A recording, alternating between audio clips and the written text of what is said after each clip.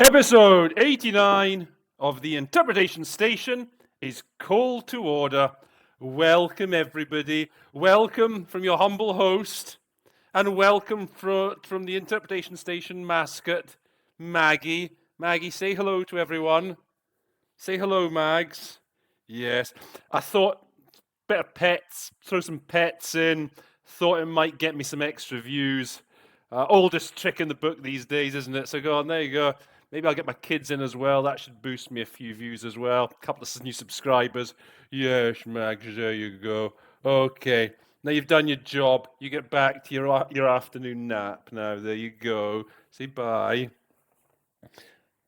Welcome, everybody. Back today with a special episode for the Interpretation Station's French viewers. We're getting back to basics. We're getting back to, it's going to be one of the old Wham Bam Thank You for Land episodes. Feeling a bit tired this morning, to be honest. So I was away yesterday. We were up in Switzerland, around Interlaken and Jungfrau, and had a lot of driving. It was very busy. My wife ran the Jungfrau Marathon, but never mind about her. So look, I had to do all this driving up there. I had to spend all day looking after the kids, taking them for a meal, entertaining them, while my wife enjoyed herself. Terrible. Anyway, so but I'm all right. I've managed to recover this morning just for you, just to be able to do an episode. Yeah. So I hope you appreciate my efforts. So what have we got lined up for you today? Well, we're going to be looking at text that I posted on the LinkedIn group about a month ago. I posted actually back when I was on holiday. And it was by Cameroon. I've done quite a few by Cameroon. Hello to all my Cameroon fans out there. Cameroon. I've been doing a lot of Cameroon ones because I think it's because Cameroon is the chair of the African group, or has been the chair for the last year. So they deliver their statements, and they always tend to be very detailed, very dense, a lot of good material. And these statements, when I do the notes and put them up in the LinkedIn group, they usually take me about 20 minutes to do. It doesn't take too long. This one, however.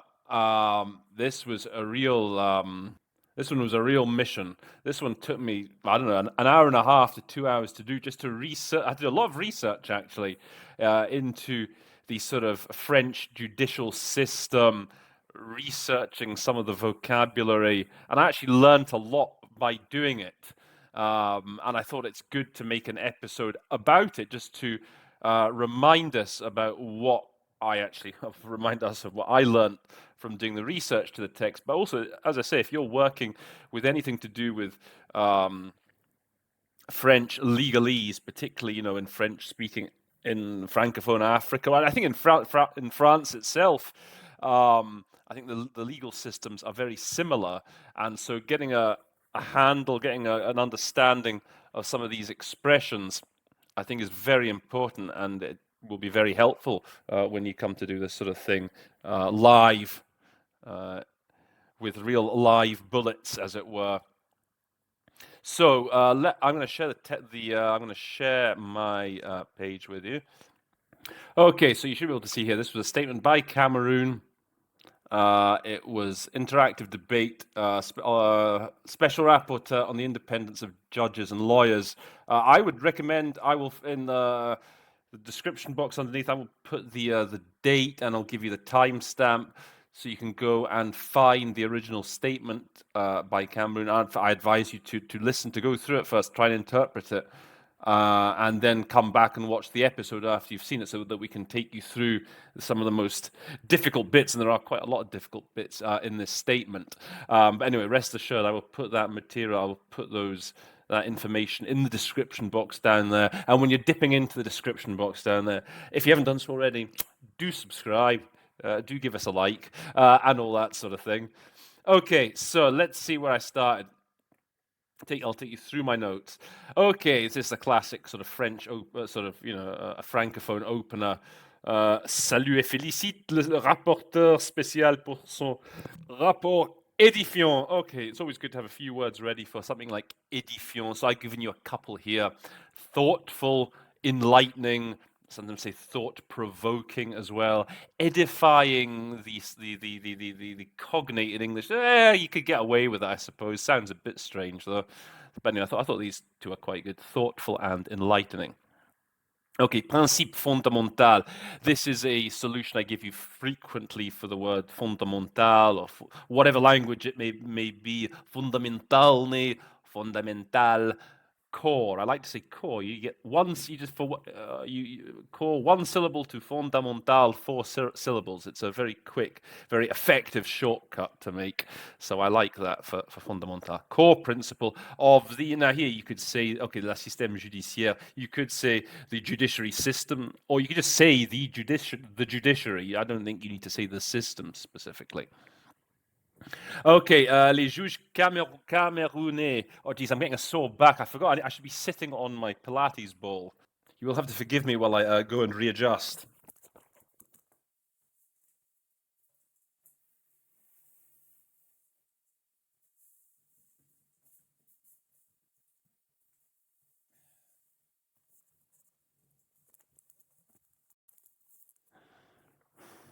Okay, that's better. Sitting a bit lower now, never mind. Now, where were we? Okay, les juges camerounais statuent et agissent. Now, I think I would probably, the first word that would probably spring to mind for me with statute would probably to rule. You know, judges do rule, make rulings. But again, I thought a good word here, good one to maybe build to add to your arsenal would be adjudicate. That's what judges do. It's what referees do in sport as well, don't they? So to adjudicate, I think that's a good one-word solution there. Okay, moving on down here. Un avantage personnel. You could say personal advantage. Again, you could use the cognate here, but I think in English it sounds better to say personal gain. That's how we tend to say things, right? In English, we say, I'm not out, for personal gain here. So gain generally is a good word, by the way, to have. I may have mentioned this before. To gain experience, to gain influence, to gain territory. With the words like acquérir. I think in English we're more like to talk about, gaining rather than acquiring. You can use either or. But yeah, gain, good word that. Okay, entrer en fonction. So I think in English we would say to take office, okay, prior to taking office. Tous les magistrats prêtent le serment de servir. Now, okay, this is where it gets complicated. This is where it gets really complicated. So les magistrats. What are magistrats? Well, I think for the less experienced among you, and for the more experienced as well, unless you happen to be doing these sort of statements day in, day out, you might just think, oh, magistrat, magistrate, same thing. It's not the same thing in the French legal system, okay? So, if you recall, when I originally posted this text a month ago, I said, well, the full post was an absolute brute of a statement by Cameroon, a terrifying roller coaster of the vagaries of Napoleonic, legalistic, bureaucratic jargon. Nevertheless, a gem in its own way, its own weird way. And then I go down and say at the end, I never knew until today that magistrat in French covers all judiciary personnel, not just judges, as I had always assumed.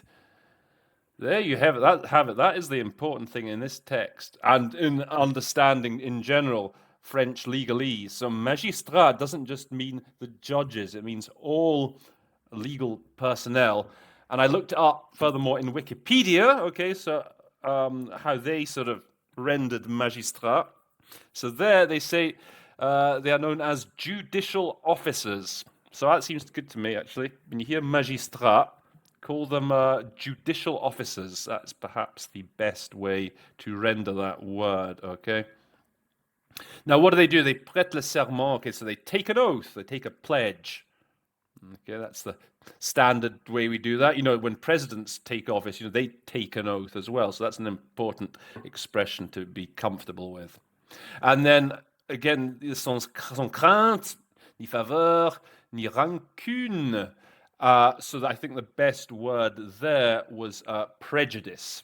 Okay, I looked that up, so I thought that was. I think this may be, it sounds like the sort of expression sans crainte, ni faveur, ni rancune, which may even be taken from an official oath that judges have to take. So I think rancune is prejudice there. By the way, if there are any French legal experts, I said this in the original post, if there are any French legal experts who can improve on some of these solutions that I have given, please feel free to do so. So actually, I thought I'd just look this up, this expression, sans crainte, ni faveur, ni rancune, to see if there was actually an official translation of it. And with prejudice, you get quite a few links coming up. I think that is a sort of official language in a number of countries. Another word that seemed quite apt in the context was spite. Okay, without fear, favor, or spite. I didn't find anything on that, but I mean, I'm sure you could say it, but I think prejudice, this expression without fear, favor, or prejudice seems to be an expression that is used in a few places. Okay, moving on then. So this word here, dispositif institutionnel. This word dispositif is it's a bit of an annoying word. I mean, there's quite a few little sort of solutions for it, but there's never one I'm entirely 100% happy with. Sometimes it depends. Sometimes it's arrangements or frameworks. Sometimes it can be referred to specific provisions in a document. So here I've said instruments, institutional instruments. It's ensured through institutional instruments. Or maybe you could say again arrangements, but I thought instruments was quite a good solution in this context. Moving on down here, à côté du pouvoir judiciaire. So again, this is a good word in English. It's more natural, obviously, for English A's, alongside. So for you English B's, that's a good, rather than saying next to or side by side with, alongside sounds, very smooth in English. So alongside, it's talking about the judiciary coming alongside the, in fact, I think there's a bit of a misprint here. I think they probably wanted to say à côté du pouvoir exécutif, because usually these three things come as a package, don't they? The judiciary, the executive, and the legislature. So all I was just saying here for pouvoir judiciaire, I think you can just say the judiciary, pouvoir législatif, the legislature. Like I said, I think perhaps what they meant to say was here that the judiciary consacre le pouvoir judiciaire à côté du pouvoir exécutif. But I don't know, maybe I'm not certain, but anyway. So I think just pouvoir judiciaire, you can just say the judiciary. Prévoir, there's again, that's a word you want a few different options for. Provides for is always a very safe bet. So here I've given you also stipulates that. Or provides that. Okay. Either or. Le second dispositif est institué. I guess you could, as instituted, you could maybe say it in English. I think established, though, sounds better. I think that's what we're more likely to say in English. Now, here's a mechanism that comes up a lot, okay, and does give me problems from time to time. Statut de la magistrature. And in fact, in that original posting of mine on LinkedIn, I did ask if anyone had the answer, the one answer, because I'm never certain. So here I have said statute of the judiciary, and I say if anyone knows a better alternative, let me know. Okay, so that still stands. Okay, that comment still stands. If anyone knows a better way of rendering statut de la magistrature, please do tell me. But I think the statute of the judiciary, again, I did a bit of research, I think, on Lingui, Wikipedia, and I think that's the one that perhaps came up the most often. The statute of the magistrature. No, that doesn't sound right in English, does it? I think I'm going to start saying statute of the judiciary for now, pending a better alternative.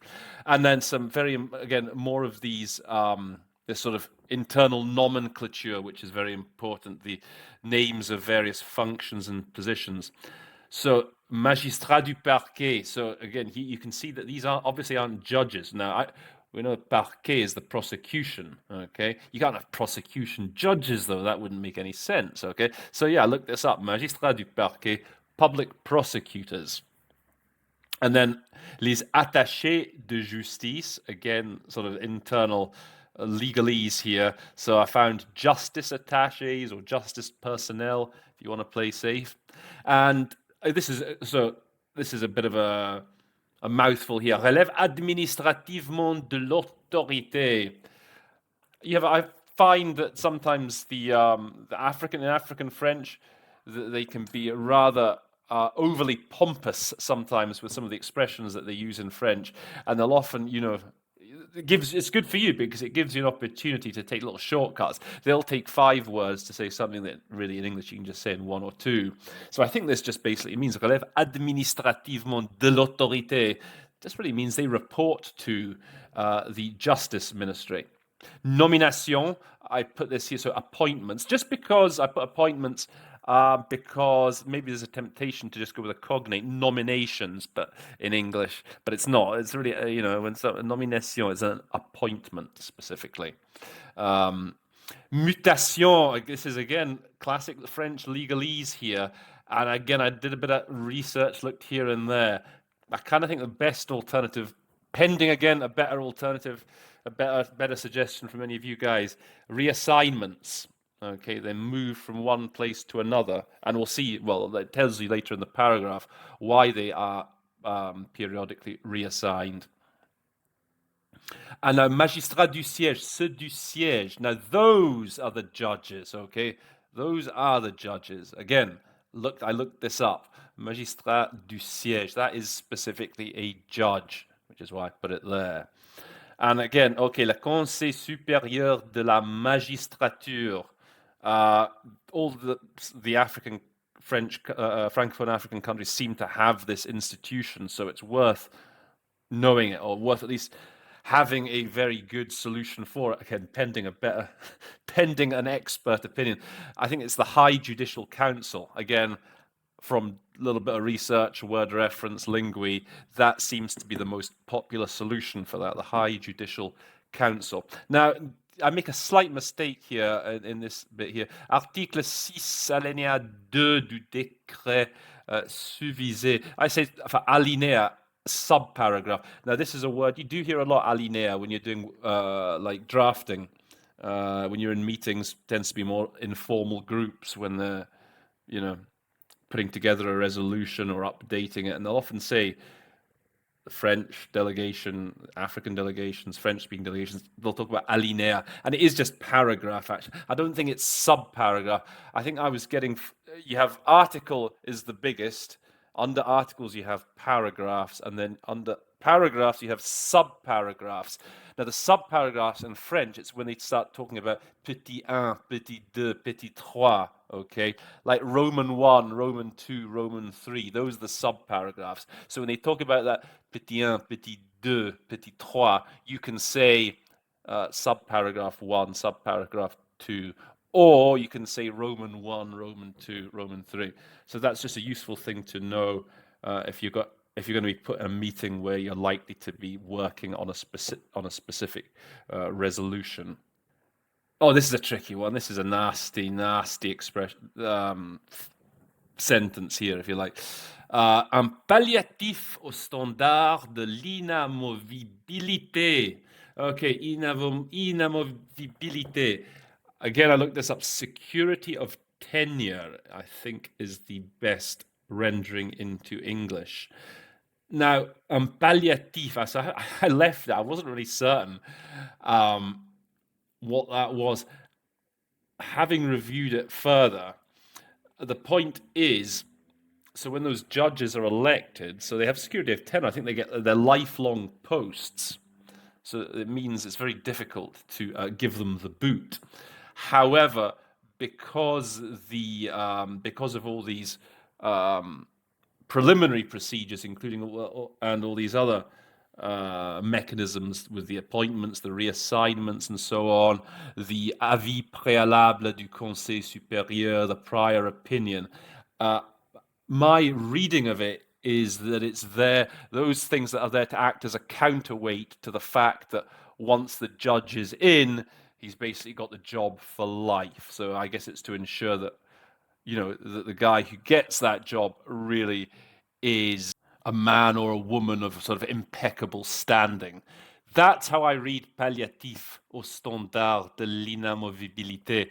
If, again, if you disagree with that, and that's just my reading of it, do please put it in the description box. I certainly won't be offended. I would like to know myself.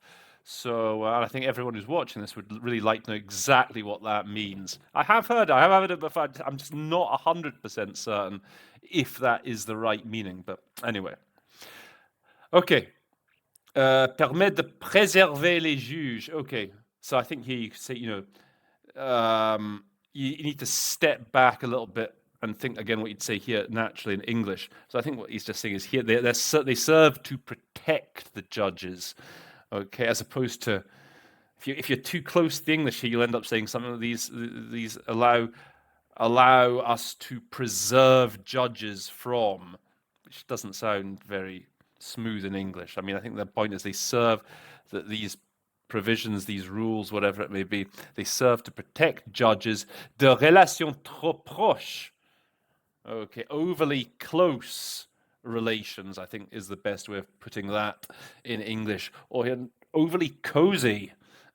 Cozy is always a good word when it comes to politicians and, shall we say, business being in cahoots with each other, shall we say, cozy. So anyway, I'll give you overly close, overly cozy, I think. Cozy carries a special little, in English, a special little edge to it, shall we say. And okay, so with all these parts of society. So associatif, I think he's referring to professional milieu, okay? I think that's a reference to, unions of professional associations, okay? So not trade unions. So trade unions like the workers within a business, but professional associations are the sort of employers' associations, if you like. That's maybe even better. Takes a bit more to say though, but it's the idea, in the same employers working in the same field, okay, when they get together in their sort of association. So I think that's a reference to professional milieu. Okay, encadré par le statut de la magistrature. Again, a word that comes up a lot in French, encadré. In this context, at least, I would say it's circumscribed by that statute or governed by that statute. That's the statute which sets out the rules. It gives the sort of framework, if you like. Traitement matériel privilégié. Ouh là là, ouh là là. Zut alors.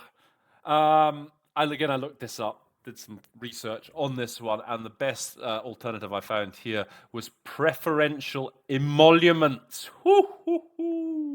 Emoluments. I think I have used that word emoluments in the heat of battle. I mean, they are like perks. An emolument is like a perk, an added extra. I think I used it. Sometimes we have the misfortune at the UN of having to do meetings with the International Civil Service Commission. They're the ones that set all the pay levels. You may have heard of them, certainly, in all the civil services. And that is the one group, that's the one committee where I've had to use this word emolument. Again, it's very technical word. So if that, maybe again you're asking here, what if that word doesn't spring to mind when I'm doing it, Roland? What do I do then? Then you have to sort of step back a moment and think, okay, it's an added extra. Try and think of the word perk or bonus.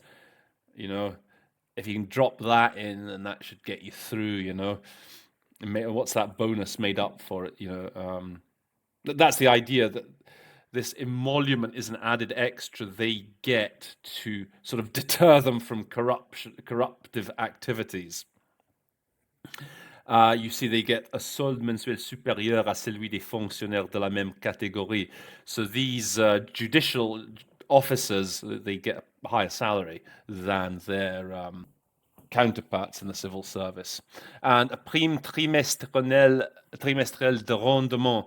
So trimestriel, okay, that's quarterly, not trimestral. We don't really say that, do we, in English? So remember, quarterly, because that's, again, it comes up a lot talking about, on economic performance in the last quarter of 2020. So it's important just to be comfortable with that trimestriel, turning it into a quarterly. So I think what this is, in this case, this is a quarterly performance bonus.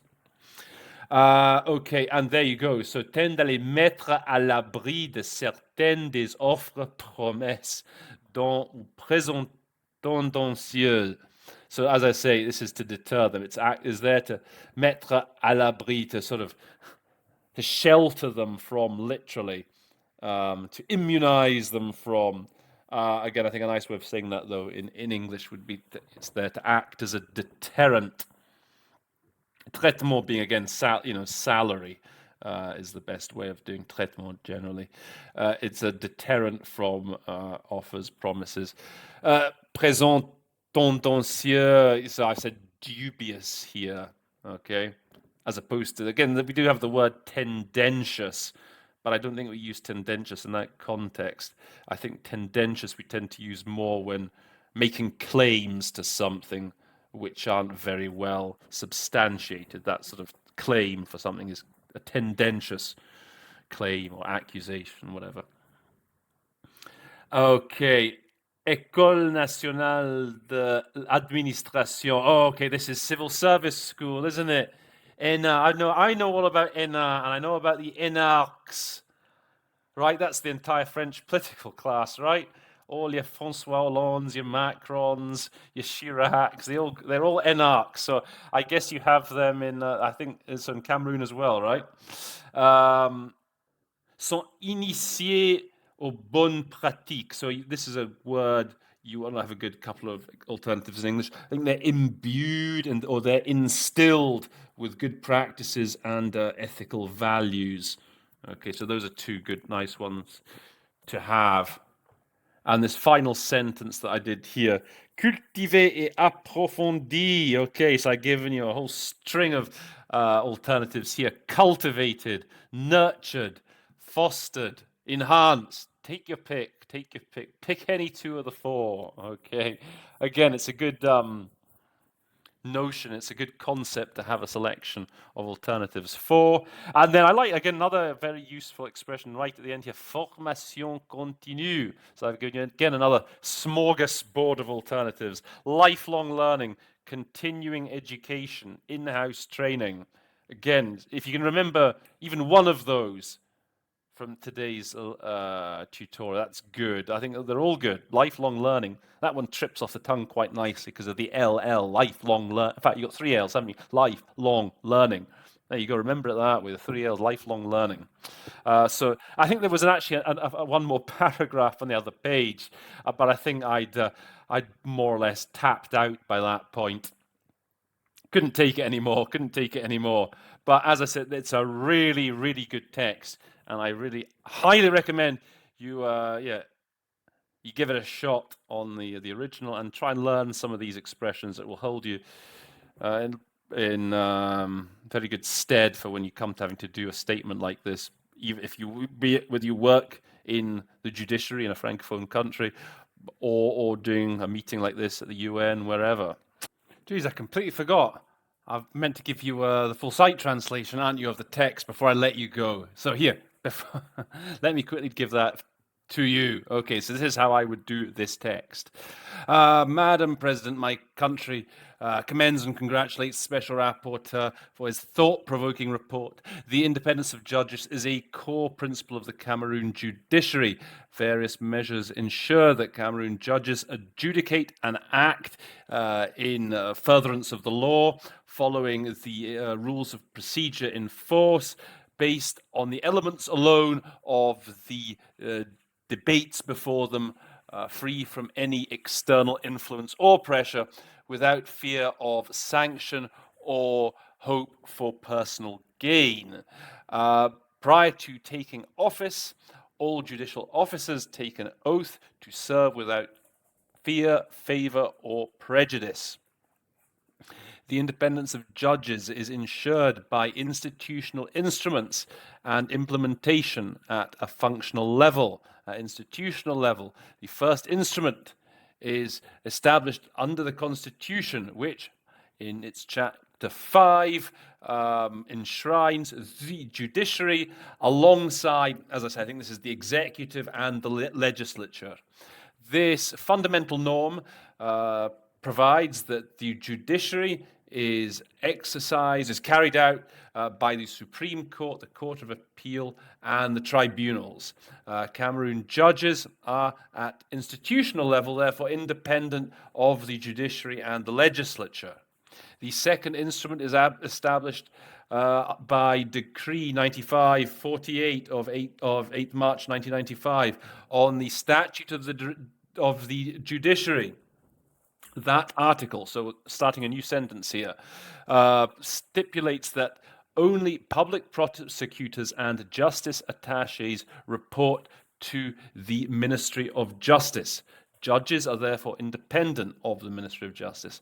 The third instrument covers statutory protective guarantees for judges. First of all, appointments, reassignments, and promotions for all judicial officers, including judges, are subject to the prior opinion of the High Judicial Council, Article 6, Paragraph 2 of the aforementioned decree.